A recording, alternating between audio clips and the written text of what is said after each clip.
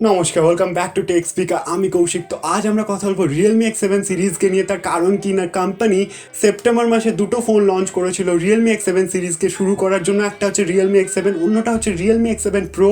তো জবের থেকে রিয়েলমি ইন্ডিয়া এটা জানাজানি হয়েছে, রিয়েলমি ইন্ডিয়ার যে ফ্যান্স আছে তারা কিন্তু অনেক দিন ধরে ওয়েট করছে রিয়েলমি X7 সিরিজকে হাতে পাওয়ার জন্য বা দেখার জন্য।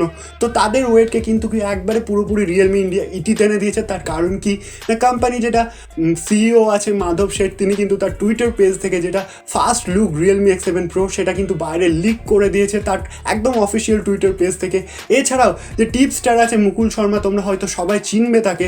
তো সে কিন্তু যেটা রিয়েলমি ইন্ডিয়া যেটা ওয়েবসাইট আছে আমাদের একদম অফিসিয়াল ওয়েবসাইট, সেখানে কিন্তু সাপোর্টে গিয়ে যেটা রিয়েলমি X7 প্রো সেখানে কিন্তু সেটাকে স্পট করা গেছে বলে তিনি ডিক্লেয়ার করেছেন। এবং যখন এই সাপোর্ট পেজটা সবার জন্য চলে আসবে সবাই কিন্তু সেই জিনিসটাকে দেখতে পাবে, তিনি এটাও ডিক্লেয়ার করেছেন। এবং সেটা খুব তাড়াতাড়ি দেখতে পাবে, অর্থাৎ খুব তাড়াতাড়ি কিন্তু রিয়েলমি X7 প্রো লঞ্চ করবে। রিয়েলমি X7 কবে লঞ্চ করবে সে ব্যাপারে কোনো রকম নিউজ কিন্তু এখনও রিয়েলমি ইন্ডিয়া দেয়নি, বাট রিয়েলমি X7 প্রো কিন্তু খুব তাড়াতাড়ি আসছে। যদি লিক্সের ব্যাপারে একদম কথা শোনো তাহলে কিন্তু একদম যেটা 2021-এর Q1 আছে, মানে জানুয়ারি মাসে 2021-এর ফার্স্ট উইক থেকে সেকেন্ড উইকের মধ্যেই আমরা দেখতে পেয়ে যাবো রিয়েলমি X7 প্রো।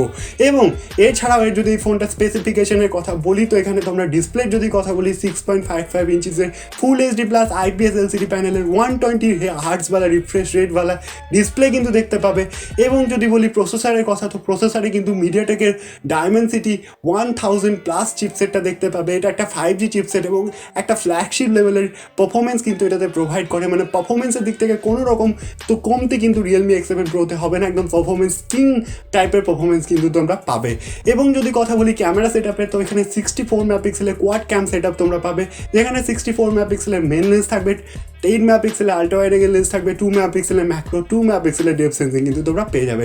সেলফি এবং ভিডিও কলিংয়ের জন্য ফ্রন্ট শোলের মধ্যে কিন্তু তোমরা 32 মেগাপিক্সেলের সেলফি ক্যামেরা পেয়ে যাবে।